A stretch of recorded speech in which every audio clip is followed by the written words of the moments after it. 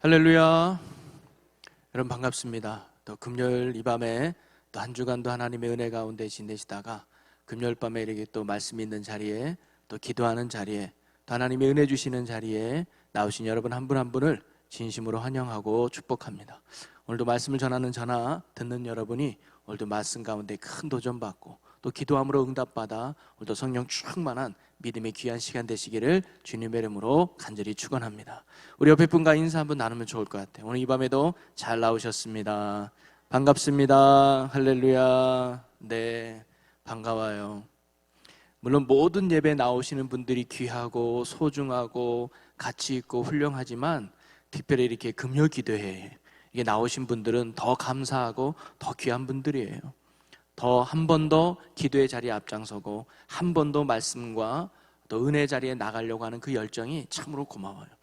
제가 늘 얘기하지만 소돔과 고모라가 멸망한 이유는 죄인이 많아서가 아니라 의인 10명이 부족했기 때문에, 바꿔 말하면 하나님의 구원이 임하고 하나님의 나라가 임하고 하나님의 역사가 임하는 곳은 어디냐? 바로 의인들이 많은 교회, 그곳에 하나님이 큰 은혜와 역사가 부어질 줄로 믿습니다. 저희 교회가 이렇게 금요 기도회든 어느 기도의 자리든 교회를 위해서, 이 나라 이 민족을 위해서, 또 여러분의 가정을 위해서 기도하는 간절한 기도의 일꾼들이 있다면 하나님은 오늘도 그 기도하는 사람을 통해서 하나님이 구원의 일을 이루어가고 하나님의 역사를 이루어 가실 줄로 믿습니다. 여러분 어떤 형편과 상황이 있든지 늘 기도의 자리를 지키면서 함께 하나님의 구원의 역사를 이루어갈 수 있는 이 시대에 쓰임받는 저와 여러분의 귀한 복된 삶이 되시기를 주님의 이름으로 간절히 축원합니다. 어떤 분이 교회를 와서 목사님의 말씀을 들었어요. 그 목사님의 말씀의 핵심은 성도 여러분, 세상에 나가 빛과 소금의 삶을 사십시오 라는 말씀이었어요. 이 말씀을 다 듣고 나서 한 분이 굉장히 밝은 표정으로 나가는 거예요. 그러면서 왜 그러냐? 나는 오늘 목사님 말씀을 들으니까 나는 정말 목사님 말씀대로 살고 있구나 라고 뿌듯해했다는. 근데 다른 사람은 절대 아닌데, 그래서 아니 왜 그런 생각을 해? 그러니까 목사님이 소금으로 살라 그랬잖아. 그렇지, 세상 사람들이 나한테 말하기를 저 사람 왜 저래 짠돌이야? 이런 말을 하기 때문에 나는 말씀대로 사는 것 같아. 웃어주신 분 고맙습니다.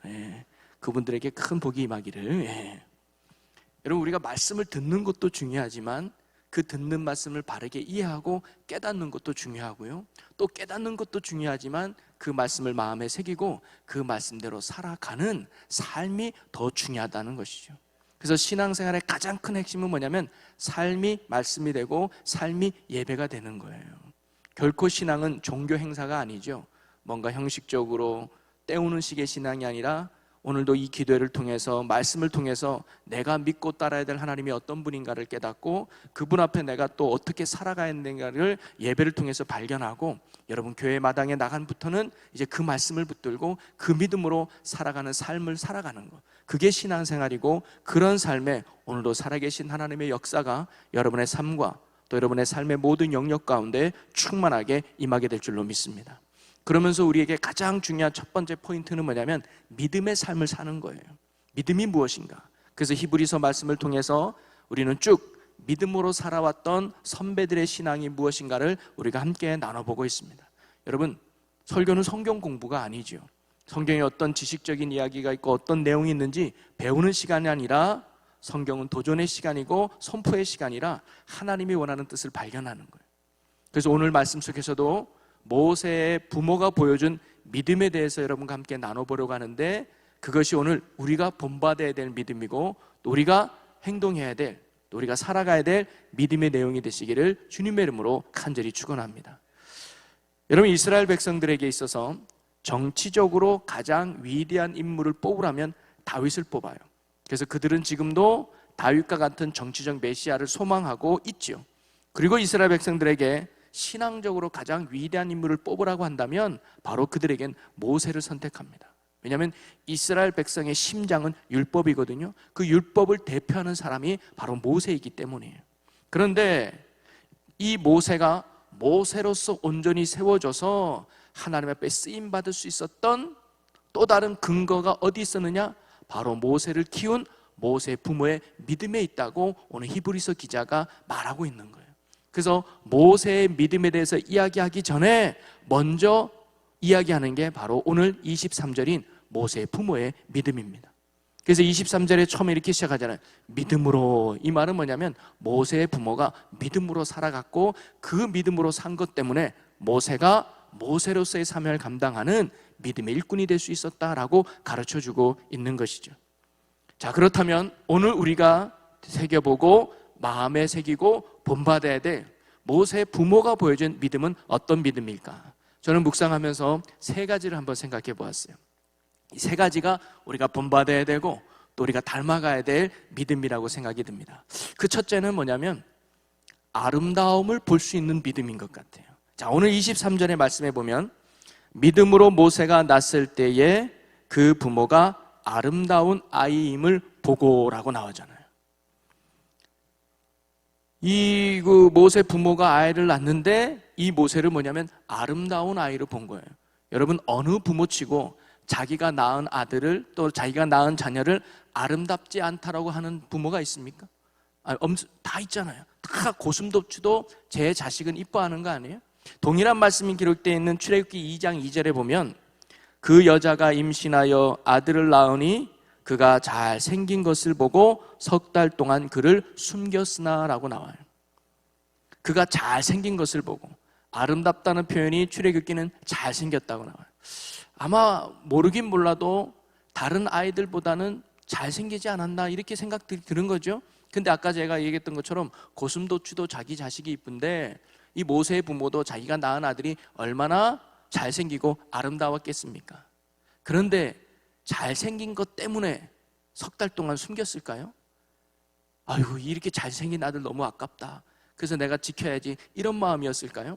아니요. 여기서 아름답다라고 이 아이를 봤다는 것은 단순히 그의 외모나 생김새가 잘생기고 아름답다는 의미가 아니에요. 사도행전에 스데반 집사가 이 모세에 대해서 설교를 할 때 이런 부분이 나와요. 자, 사도행전 7장 20절인데요. 자, 함께 읽어보겠습니다. 그때에 모세가 낳는데 하나님 보시기에 아름다운지라 그의 아버지 집에서 석 달 동안 길리더니. 뭐라고 나와요? 하나님이 보시기에 아름다웠다는 거예요. 즉, 이 모세의 부모는 모세를 바라볼 때 우리의 눈이나 우리의 어떤 가치로 모세를 바라본 게 아니라 하나님의 시선과 하나님의 마음으로 모세를 바라보니 이 모세가 뭐예요? 하나님이 보시기에 아름다운 아이였다는 거예요. 그래서 그들은 쉽게 이 아이를 버릴 수가 없었던 거예요. 쉽게 이 아이를 포기할 수 없었던 거예요. 그래서 3개월 동안 목숨을 걸고 이 아이를 지켜주게 됐던 것이죠. 자, 그러면 모세의 부모는 어떻게 이 아이가 하나님이 보시기에 아름다운 아이로 받아들이고 볼 수 있었을까? 그 근거는 어디 있었을까? 바로 그 근거가 하나님의 말씀이었다는 거예요. 자, 창세기 15장으로 한번 가보면 창세기 15장 13절부터 16절까지인데 저와 여러분들이 한 절씩 교독해 보겠습니다. 여호와께서 아브라함에게 이르시되 너는 반드시 알라. 내 자손이 이방에서 객이 되어 그들을 섬기겠고 그들은 400년 동안 내 자손을 괴롭히리니.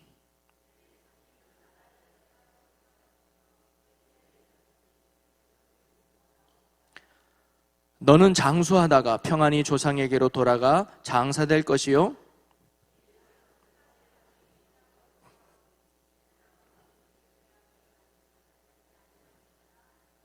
아멘. 하나님께서 아브라함에게 큰 민족과 복이 되겠다는 약속과 더불어서 주신 말씀이 뭐냐면 너희가 이방의 객이 될 것이다. 400년 동안 이방인의 객으로 노예로 생활할 것이다. 그리고 때가 되면 내가 너희를 다시 그 나라에서 건져내고 이 땅으로 인도할 것이다 라고 하는 하나님의 약속의 말씀을 아브라함이 받지요. 그리고 아브라함은 이삭에게 내가 들었던 하나님의 말씀을 동일하게 전달했을 거예요. 그리고 그 이삭은 동일한 믿음으로 하나님의 말씀을 받았을 거예요. 야곱도 그랬고 요셉도 그랬을 거예요. 그러면서 요셉의 자손들까지 하나님의 이 약속의 말씀을 들었을 거예요. 듣고 또 듣고 해서 누구까지 내려온 거예요? 바로 이 모세의 부모 또한 하나님의 약속을 믿었을 거예요. 그러면서 야, 이제 이 약속의 말씀이 이루어질 때가 되었구나, 이제 하나님께서 이 땅에서 우리를 건져낼 때가 되었구나 하면서 모세를 낳았을 때 하나님이 이제 이 아이를 통해서 이스라엘 백성을 애굽 땅에서 건져낼 구원할 일꾼으로 삼아 주실 것을 소망하며 기대하며 이 아이를 기르기로 이 부모가 결단했다는 거죠. 혹시 하나님께서 직접적으로 부모에게 나타나 말씀하실 수도 있었겠죠. 내가 이를 통해서 내가 이스라엘 백성을 건져낼 것이다. 이 말씀을 또 직접 들었는지도 모르겠어요. 성경에는 나오지 않습니다. 근데 중요한 건 부모님의 결단이 있었던, 하나님의 말씀이 직접 주어졌던 중요한 것은 뭐냐면 바로 이 부모인 모세의 부모가 모세를 하나님이 보시기에 아름다운 아이로 여겼다는 것이 중요해요. 이것이 바로 모세의 부모로부터 배울 수 있는 첫 번째 믿음의 가치라고 저는 생각이 듭니다. 어느 날 여러분 미켈란젤로 아시죠? 미켈란젤로가 길을 걷다가 큰 돌덩이 하나를 발견합니다. 근데 사람들은 길에 흉측해서 거들떠보지도 않고 사람들에게 쓸모없는 돌이라고 치부해버렸던 돌이 하나 있었어요. 그러나 이 미켈란젤로는 그 돌을 바라보면서 그 돌 안에 잠겨져 있는 잠재적 가치를 발견하고 인부들을 통해서 그 돌을 자기 작업장으로 옮기게 됩니다. 그리고는 그 돌을 깎기 시작하는데 사람들은 그런 미켈란젤로를 미친 사람 취급을 했었어요. 그럼에도 그는 묵묵히 망치로 돌을 깨뜨리며 조각을 열심히 했습니다. 수많은 먼지와 돌가루의 분진 속에서 많은 세월을 보내면서 끝내 그 작업을 다 마치게 되었습니다. 그리고는 많은 사람들에게 자기가 만든 작품을 보여줬는데 그것이 큰 이슈가 되고 대박을 터뜨렸죠. 그것이 바로 불후의 명작인 다비드상의 탄생입니다. 쓸모없는 돌덩이로 우리는 볼 수 있지만 바로 이 미켈란젤로에게는 그것은 뭐예요? 다비드상이라고 하는 아주 엄청난 형상이 그 돌덩이 안에 숨어 있다는 가치를 발견했던 거예요. 여러분, 믿음이 뭐냐면 보이지 않는 가치를 발견하는 것이 믿음이에요. 내가 보기에는 쓸모없는 것 같고 내가 보기에는 불편한 것 같아도 하나님의 시선으로 바라볼 때 그 속에 담겨져 있는 비전, 그 속에 담겨져 있는 가치를 발견하는 게 바로 믿음이라는 거예요. 야, 요즘같이 힘든 환경에 전도 되겠나? 요즘 같은 힘든 환경에 부흥이 되겠나? 요즘 같은 힘든 환경에 신앙생활 잘할 수 있겠냐? 어려움을 보는 것이 아니라 이 뒷면에 감춰져 있는 하나님의 비전을 바라보는 것, 하나님의 역사를 기대하는 것, 그것이 바로 믿음이라는 것이죠. 그래서 그 믿음을 바로 이 모세의 부모는 자녀들 통해서 봤다는 거예요. 여러분, 오늘 여러분은 어떤 시선으로 여러분의 자녀들을 바라보고 계시느냐? 아유, 어떻게 내 배에서 저런 애가 태어나왔지? 아유, 속상하네. 혹시 이런 마음으로 여러분의 자녀들을 바라보고 있나요? 오늘 우리가 모세의 부모와 같이 자녀들을 하나님의 시선으로, 하나님의 가치로 바라볼 수 있는 믿음의 안목이 우리에게 있기를 주님의 이름으로 간절히 축원합니다. 세상적으로 봤을 때 부족할 수 있지요, 연약할 수 있지요, 뒤처질 수 있습니다. 그러나 세상의 가치나 세상의 시선으로 우리가 자녀를 바라보는 것이 아니라 내게 허락한 축복의 선물로, 그리고 이 시대에 앞으로 쓰임받을 구원의 일꾼으로 하나님이 내게 허락한 믿음의 자녀라는 이 믿음을 가질 때 그 믿음을 보시고 하나님이 우리 자녀를 통해서 놀라운 일들을 이루어 가실 줄로 저는 믿습니다. 바로 모세의 부모가 가졌던 이 믿음이 모세를 모세되게 하는 근거가 됐다고 저는 확신합니다. 사실 오늘 저와 여러분이 이렇게 믿음으로 살아올 수 있었던 이유도 어떻게 보면 우리의 부모가 믿음을 가졌기 때문에, 믿음의 부모였기 때문에 우리가 지금 이런 믿음의 길을 걸어왔는지도 모르겠어요. 그래서 우리가 믿음의 부모 밑에서 가르침을 받고 자랄 수 있다는 것은 정말 어찌 보면 축복 중에 축복이죠. 그러기에 믿음의 부모를 둔 그런 자녀들은 갑절로 하나님 앞에 늘 감사하며 살아야 될지도 모르겠습니다. 혹시 그런 믿음의 부모를 두지 못했다 할지라도 이제 우리가 그런 믿음의 부모가 되어서 자녀들에게 하나님의 시선으로 그를 통해서 놀라운 일들을 이루실 하나님의 구원의 모습을 보면서 그를 믿음으로 대하고 또 믿음으로 가르치고 믿음으로 사랑할 수 있는 그런 믿음의 본이 될 수 있는 저와 여러분의 믿음의 삶이 되시기를 주님의 이름으로 간절히 축원합니다. 자, 그리고 두 번째 모세의 부모를 통해서 배울 수 있는 믿음은 뭐냐면 저는 석 달간의 숨겨진 믿음, 이렇게 표현을 하고 싶은데 오늘 본문 말씀을 보니까 믿음으로 모세가 낳았을 때에 그 부모가 아름다운 아이임을 보고 석 달 동안 숨겨주었다라고 나옵니다. 당시에 이 태어난 이 아들을 석 달 동안 숨겨주는 것은 결코 쉽지 않은 일임을 어느 정도 여러분 아실 거예요. 출애굽기 1장 22절에 보면 이런 말씀이 있습니다. 그러므로 바로가 그의 모든 백성에게 명령하여 이르되 아들이 태어나거든 너희는 그를 나일 강에 던지고 딸이거든 살려두라 하였더라. 여기서 모든 백성은 특별히 히브리 민족을 말하는 거예요. 그리고 히브리 민족들이 만약에 아들이 태어나면 나일 강에 버리고 딸이 태어나면 살려두라고 법을 내린 거예요. 이걸 어기게 되면 그 아이는 물론이거니와 그 가족들을 다 목숨이 위태로운 상황에 빠지게 되는 것이죠. 그런데 이러한 법이 만들어진 배경을 우리가 살펴보면 지난주에 우리가 요셉의 믿음에 대해서 나눠보지 않았습니까? 그래서 요셉은 그 당시 애굽의 어떤 존재일까요? 큰 은인이었죠. 그래서 7년 풍년을 예비하고 7년 흉년을 대비해서 애굽을 망하지 않게 하고 오히려 주변 나라들의 더욱더 부강한 나라로 만드는 은인 중에 은인이 요셉이었어요. 그래서 당시 왕도 이런 요셉이 고마워서 가족들을 다 불러서 고센 땅이라고 하는 애굽의 북쪽에 있는 좋은 땅을 이들에게 주면서 거기서 너희들 마음껏 살아라 라고 배려를 해주죠. 자, 그런데 시간이 지나면서 성경에 보니까 요셉을 알지 못하는 왕이 세워졌다 그랬어요. 즉 요셉의 행했던 업적도 기억하지 못하고 요셉이 했던 은혜도 다 잊어버렸어요. 그리고는 오히려 히브리 민족이 많아지고 점점 더 숫자가 많아지니까 두려움과 근심과 걱정에 이 왕이 빠져버리게 되죠. 그 이유가 뭐냐면 애굽의 북쪽에 고센 땅이 있다 그랬잖아요. 그럼 그게 뭐냐면 경계 지역에 있는 거예요. 그러다 적군들이 쳐들어오면 제일 먼저 상대해야 되는 게 히브리 민족이거든요.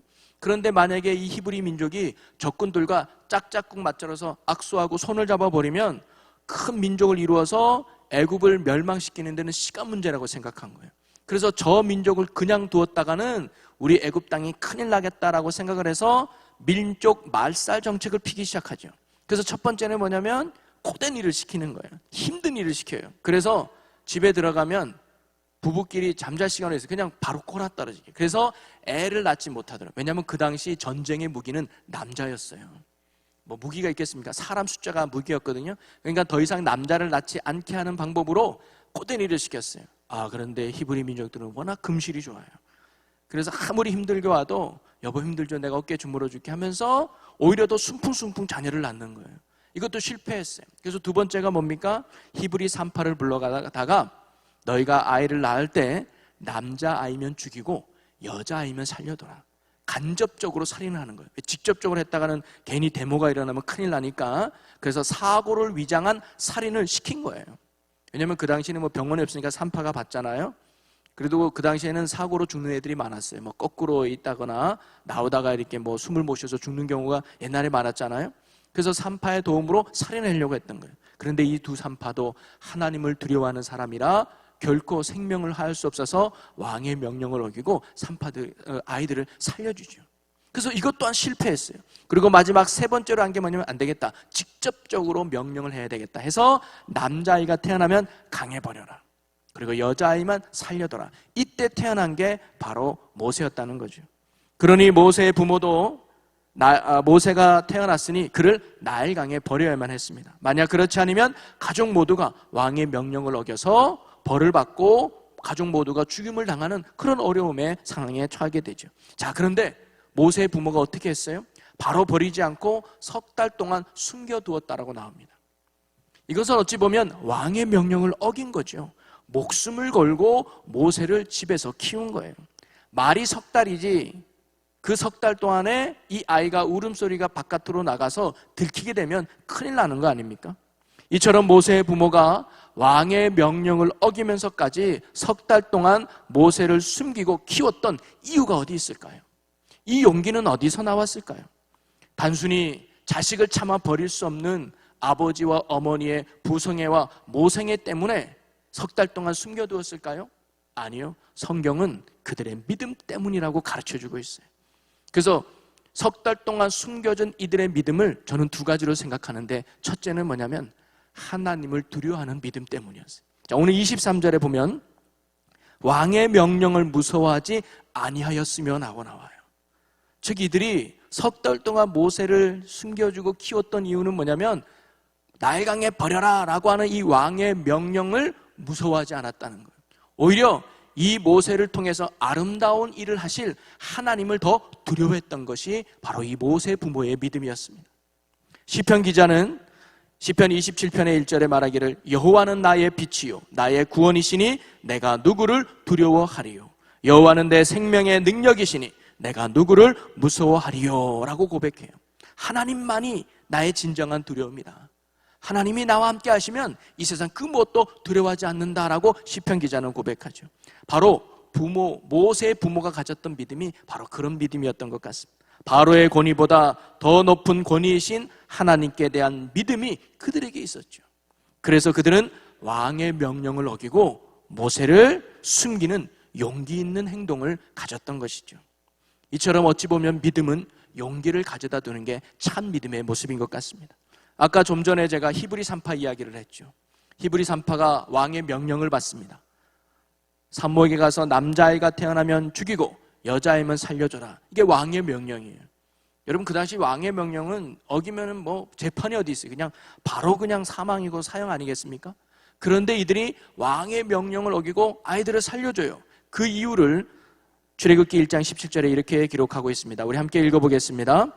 그러나 산파들이 하나님을 두려워하여 애굽 왕의 명령을 어기고 남자 아기들을 살린지라. 누구를 두려워했다고 나와요? 하나님을 두려워하여. 즉 이들은 왕의 명령을 어겨서 벌받는 것보다 하나님의 말씀을 어겨서 벌받는 게 더 두려웠던 거예요. 그래서 왕보다 하나님을 두려워하는 믿음을 가졌던 게 바로 이 히브리 산파들의 모습이었죠. 여러분, 사람들은요 두려워하는 대상에게 순종하게 되어 있어요. 여러분, 자녀들이요 엄마한테 순종하느냐 아빠한테 순종하느냐는 보면 누구를 두려워하는 따라 달라요. 엄마를 두려워하면 엄마 말에 따르고 아빠를 무서워하면 아빠 말에 따르게 돼 있는 거 아니겠습니까? 그래서 무엇에 순종하고 누구에게 순종하느냐를 보면 그 사람이 누구를 두려워하고 있는가를 우리가 알 수가 있죠. 여러분, 오늘 여러분들은 누구의 말에 순종하며 살아가고 있습니까? 그리고 오늘 여러분은 누구를 두려워하며 살아가고 있습니까? 마태복음 10장 28절에 말하기를 몸은 죽여도 영혼은 능히 죽이지 못하는 자들을 두려워하지 말고 오직 몸과 영혼을 능히 지옥에 멸하실 수 있는 이를 두려워하라. 여러분에게 돈 몇 푼 주는 직장 상사라든가 직업을 자르는 사장을 두려워하는 것이 아니라 여러분의 영혼을 멸하고 지옥에 보내는 하나님을 두려워하라는 거죠. 오늘 우리가 모세의 부모와 같이 오직 하나님을 두려워하는 자, 그리고 이것은 다른 말로 하면 오직 하나님을 최고로 사랑하는 자로 살아갈 수 있는 이런 믿음이 오늘 우리에게 있기를 주님의 이름으로 간절히 축원합니다. 또 하나, 석 달 동안 숨겨주었다는 이 믿음의 모습을 통해 배울 수 있는 믿음은 뭐냐면 그들이 최선을 다하는 믿음을 보여줬다는 거예요. 여러분, 석 달 동안 숨겨두었다는 것은 뭐냐면 이 부모로서 모세를 자기 품 안에서 키울 수 있는 최선의 기간이 바로 석 달이었다는 거예요. 그 이상은 도저히 이 아이를 키울 수 없는 환경에 놓이게 되는 것이죠. 바로 모세의 부모에게 있어서 석 달이라는 기간은 그 모세를 키울 수 있는 최선의 기간이 바로 석 달임을 이야기하고 있습니다. 즉 모세의 부모는요, 모세가 태어나자마자 날강에 버린 게 아니에요. 뭐예요? 모세의 부모는 그 모세를 키우기 위해서 할 수 있는 한 최선을 다하는 삶을 바로 우리들에게 보여주었던 것이죠. 그뿐만 아닙니다. 이제 더 이상 숨길 수 없게 되자 어떻게 했느냐? 출애굽기 2장 3절에 가보면 더 숨길 수 없게 되매 그를 위하여 갈대 상자를 가져다가 역청과 나무진을 칠하고 아기를 거기 담아 나일 강가에 갈대 사이에 두고, 이제 도저히 숨길 수가 없어서 이 모세를 나일강에 버려야 될 상황에 나왔어요. 그때 그냥 대충 버린 게 아니에요. 어쩔 수 없다, 이제 네 인생 네가 해라라고 포기하듯 버린 게 아니라 최선을 다해서 갈대 상자를 만들고 그 안에다 역청과 석정을 발라서 방수 효과를 놔서 최대한 이 아이가 물속에서 오래 버틸 수 있도록 내가 할 수 있는, 부모가 할 수 있는 최선의 방법으로 최선을 다했던 것이 바로 이 모세의 부모들의 모습이었던 것입니다. 여러분, 이처럼 믿음이라는 게 무엇일까요? 석 달 동안 최선을 다해 섬겼듯이 갈대 상자를 통해서 이 모세가 비록 나일강에 떠내려가도 이 아이가 죽지 않고 최소한 버틸 수 있도록 내가 할 수 있는 일에 최선을 다하는 것, 바로 이 믿음은 내가 해야 될 일에 최선을 다하는 게 믿음인 줄로 믿습니다. 여러분, 요셉 지난주에도 얘기했지만 요셉이 억울하게 형들에게 팔려서 노예로 잡혀가게 되죠. 그는 그 노예에서 최선을 다해서 노예 생활을 하게 됩니다. 그래서 보디발에게 인정까지 받게 되죠. 억울하게 감옥에 갇혔습니다. 그가 비록 죄수의 몸에 있어도 최선을 다해서 자기가 해야 할 일들의 역할을 감당해요. 그래서 간수의 눈에 들어서 그가 또 많은 일들을 재반 업무를 보는 일을 맡게 되죠. 여러분, 다윗은 어떨까요? 다윗이 오해를 받아서 사울 왕에게 도망자 신세가 되죠. 혼자 도망 다니기도 힘든 상황일 거예요. 그런데 다윗을 따르는 400명의 무리가 찾아와요. 그때 그들은 야, 나 혼자 살기도 힘들어, 너네 저리 가 라고 외면하지 않고 그 400명을 데리면서 다윗은 최선을 다해서 흔히 말하는 도망자 신세의 삶을 살아가게 됩니다. 여러분, 우리가 하나님을 믿기 때문에 아무것도 안 하는 것이 아니라 오히려 하나님을 믿기 때문에 우리는 뭐예요? 최선을 다하는 거예요. 때로는 우리가 믿습니다라고 말만 하고 아무것도 안 하는 건 믿음이 아니라는 거죠. 여러분, 스펄전 목사님의 저는 이 말을 참 좋아합니다. 그분이 뭐라고 말했냐면, 내가 기도할 때는 모든 것이 하나님께 달려있다는 마음으로 기도하라. 그리고 내가 일할 때는 모든 것이 나에게 달려있다는 마음으로 일하라. 여러분, 결과는 하나님의 몫이지만 과정은 우리의 몫이라는 거예요. 그래서 이 모세의 부모는 내가 이 아이를 살릴 수는 없지만, 내가 이 아이의 미래를 보장시킬 수는 없지만 부모로서 할 수 있는 뭐예요? 최선을 다한 거예요. 석 달 동안 최선을 다해 이 아이를 숨기고 갈대 상자로 이 아이 나일강에 버릴 때 최선을 다해서 이 아이에게 자기의 헌신을 보여주었던 것이죠. 여러분, 우리가 아까처럼 하나님이 우리에게 보내주신 이 자녀들이 정말 이 시대에 하나님의 축복의 통로가 되고 이 시대 하나님의 복음의 일꾼이 되는 걸로 믿는다면, 야, 하나님이 알아서 우리 자녀 키워주겠지라고 두 손 놓고 키우는 것이 아니라 할 수 있는 대로 최선을 다해서 우리는 이 아이들에게 믿음의 본이 되고 또 믿음으로 가르치고 또 이 아이들을 힘껏 사랑하고 힘껏 섬겨주고 힘껏 가르치며 본이 되어야 될 줄로 믿습니다. 또 우리의 삶에서도 역사하신 하나님의 능력과 은혜를 믿는다면 우리는 내가 해야 될 삶의 자리에서 최선을 다해야 되는 것이죠. 종업원이면 종업원으로서 최선을 다하면 되는 거예요. 사장이면 사장의 위치에서 말씀 앞에 순종하면 내가 해야 될 최선을 다하는 거예요. 그러면 하나님께서 우리의 믿음을 보시고 우리의 삶의 모습을 통해서 구원의 큰 역사와 능력을 우리에게 부어주실 줄로 믿습니다. 여러분, 환경이 힘들고 어려울 때 더욱 여러분의 자리에서 최선을 다하는 신실함과 성실함으로 살아갈 때 하나님께서 놀라운 구원의 열매들을 우리의 삶에 베풀어 주실 줄로 믿습니다. 그리고 마지막 세 번째로 모세의 부모를 통해서 우리가 엿볼 수 있고 배울 수 있는 믿음은 뭐냐면, 저는 맡기는 믿음이라고 표현해 봤어요. 여러분, 갈대 상자에다가 이제 모세를 이렇게 놓고 나일강에다가 이렇게 딱 띄워 보내잖아요. 자, 그리고는 출애굽기 2장 4절에는 이렇게 표현이 나와요. 그의 누이가 어떻게 되는지를 알려고 멀리 섰더니. 여러분, 지금 갈대 상자에다가 사랑하는 아들을 넣고 나일강에다 띄워 보낼 때 그 부모의 마음은 어떨 것 같습니까? 이제는 이 부모들이 할 수 있는 게 아무것도 없는 거예요. 그죠?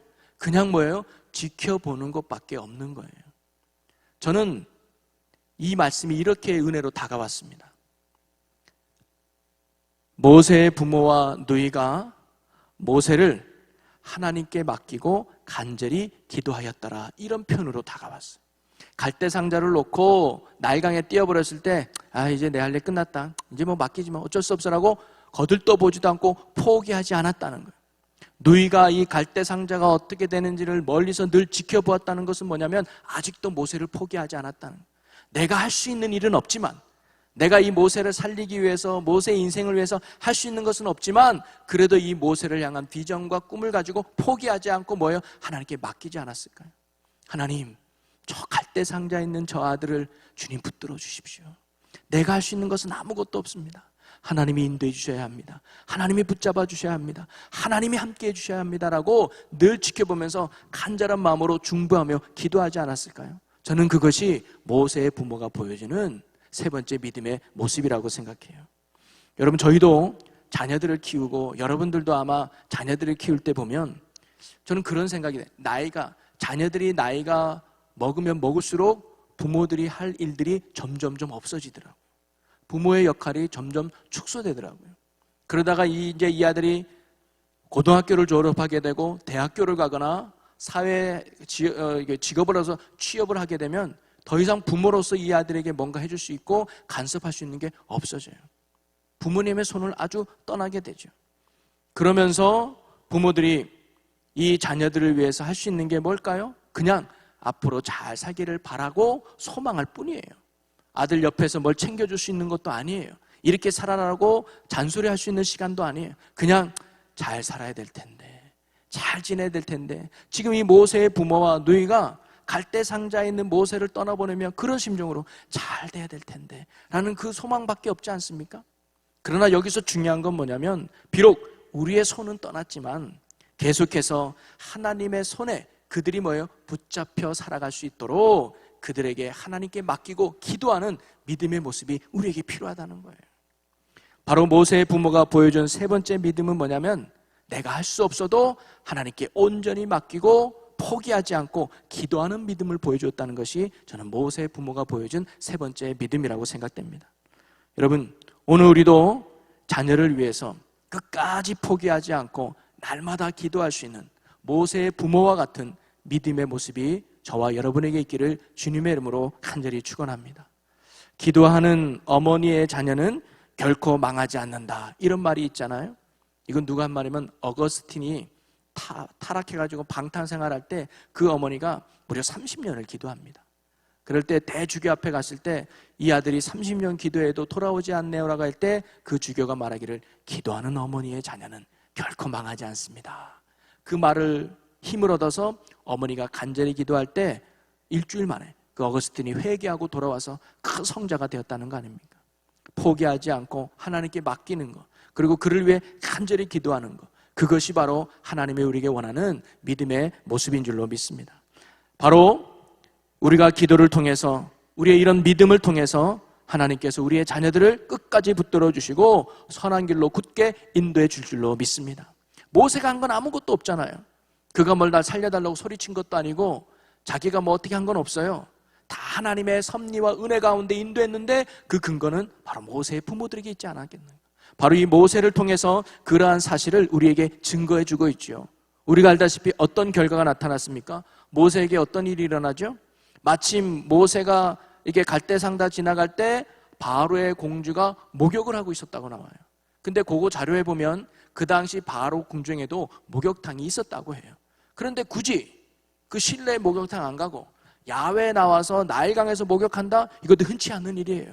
마침 바로의 공주가 거기서 목욕을 하다가 갈대상자가 지나가는 것을 발견하게 되죠. 발견한 것도 신기해요. 그리고는 가서 그 뚜껑을 열어보니까 누가 있는 거예요? 히브리 민족의 아이가 있는 거예요. 그럼 그 당시 이 바로의 공주도 법을 알지 않았을까요? 히브리 아이가 남자가 태어나면 강에 버려라 했을까요? 에이, 나 히브리 아이구나, 에이, 재수 없어 하고 그냥 버려도 되는 거 아닙니까? 그런데 마침 뚜껑을 열자 성경에 보니까 아이가 울었다라고 나와요. 그러면서 한 주석가는 이렇게 해석을 했어요. 바로 이 아기의 울음소리가 공주가 가슴에 잠자던 모성애의 본능을 흔들어 깨웠다. 마치 그 아이가 울으니까 어머 불쌍해라, 어머 이 아이가 이렇게 뒀다가는 죽겠구나, 불쌍한 마음에 모성애가 일어났다는 거예요. 아주 굉장한 관찰력이라고 저는 생각이 들어요. 그래서 이 공주가 이 아이를 데려다가 키우러 결심을 하죠. 근데 공주는 처녀예요. 그러면 젖을 먹여야 되잖아요. 유모를 찾아야 되겠네라고 생각하는 순간 그 모세를 옆에서 늘 지켜보던 바로 이 모세의 누나가, 어린 소녀가 찾아가서 공주님, 이 아이를 키우려면 유모가 필요하지 않아요? 제가 아는 유모가 있는데 소개시켜 드릴까요? 아니, 그럴 때 바로 공주가 히브리 소녀를 오면 야, 나도 아는 사람 많아, 신경 안 써도 돼, 저리 가 해도 되잖아요. 그런데 바로 공주가 어머 그러니? 그래, 그럼 소개시켜줘라고 순수히 응하는 것도 이게 아주 참 은혜죠. 그리고는 이 누이가 가서 누구를 데려왔다 그래요? 어머니를 데려온 거 아닙니까? 그래서 어머니를 데려와서 젖대 때까지 바로 이 모세의 어머니가 이 모세를 젖먹이면서 키우게 돼요. 그래서 성경 첫째로 자기 아들에게 젖먹이면서 돈 받은 최초의 여인이 바로 이 모세의 어머니가 된 거죠. 양육비 받으면서 자녀를 키우게 된 거예요. 여러분, 이것이 바로 믿음의 섭리요, 믿음으로 사는 자에게 주시는 하나님의 은혜이며 축복의 열매가 아니겠습니까? 또한 여러분이 지금 어떤 상황에 놓여 있을 때, 야, 내가 할 수 있는 일이 없구나, 내가 어떻게 이 일에 대해서 내가 노력해서 내가 할 수 있는 일이 없구나라고 생각이 들 때 결코 포기하지 마시기 바랍니다. 나는 할 수 없어도 지금도 살아계신 하나님이 일하고 계심을 믿고 맡기는 거예요. 하나님, 내 자녀 내 힘으로 할 수 없습니다. 하나님께 맡기는 거예요. 하나님, 요즘 같은 세상에 이 사업 내 힘으로 감당할 수 없습니다. 맡기는 것이죠. 하나님이 이 시대에 내가 할 수 있는 것도 아무것도 없습니다. 맡기는 것. 그리고 뭐예요? 기도하는 것이죠. 하나님 붙들어 달라고, 하나님이 인도해 달라고. 나는 힘이 없지만, 나는 할 수 없지만 바로 이 모세를 통해서 놀라운 섭리와 은혜를 베푸신 하나님의 역사가 오늘 우리의 삶에도 일어나게 될 줄로 믿습니다. 믿음으로 기도하는 자에게, 믿음으로 소망하는 자에게 하나님은 오늘도 일하고 계신다는 것이죠. 사랑하는 성도 여러분, 오늘 우리는 모세의 부모가 보여준 믿음에 대해서 함께 나누어 보았습니다. 모세가 모세로서 쓰임받을 수 있었던 그 출발 시점은 바로 모세의 부모의 믿음이 있었다고 해도 과언이 아니죠. 오늘 우리가 모세의 부모가 보여줬던 이 믿음이 오늘 우리의 믿음이 되기를 간절히 축원합니다.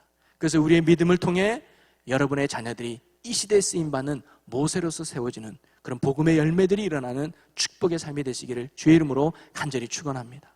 자, 그러면 모세의 부모가 보여준 믿음이 뭐였다 그랬어요? 첫째는 하나님의 말씀을 근거한 하나님의 시선으로 자녀들을 바라보았어요. 이거는 자녀뿐만 아닙니다. 어떤 것도 하나님의 시선으로 바라보는 것. 여러분, 이 교회도 하나님의 시선으로 바라보는 거죠. 교회가 왜 이렇게 은혜가 없지? 요즘 힘든데 부흥이 되겠나? 우리 교회가 어려울 텐데. 이 교회를 예수 그리스도 핏값으로 세워진 하나님을 바라볼 때 그래도 될 거야. 하나님이 이 교회에 붙들고 계시면, 하나님이 이 교회에 함께 하시면 지금도 수많은 죽어가는 영혼을 하나님이 살려내실 거야 라는 믿음의 소망이 생기는 거 아니겠습니까? 여러분, 하나님의 시선으로 여러분을 바라볼 수 있는 믿음의 눈이 여러분에게 있기를 주의 이름으로 간절히 축원합니다. 특별히 여러분의 자녀가 그런 믿음의 자녀임을 여러분 붙드시길 바라요. 하나님이 지금도 이 어두운 세상을 밝히기 위해서, 썩어져가는 이 세상을 살리기 위해서 하나님이 우리의 자녀를 통해서 일할 줄 누가 알겠어요? 이 시대의 모세가 될 줄 누가 알겠어요? 믿음으로 키우는 자에게, 믿음으로 섬기는 자에게 하나님이 일하지 않겠습니까? 여러분, 모세의 부모의 믿음을 통해서 여러분의 자녀가 이 시대에 모세처럼 쓰임받을 수 있기를 주님의 이름으로 간절히 축원합니다.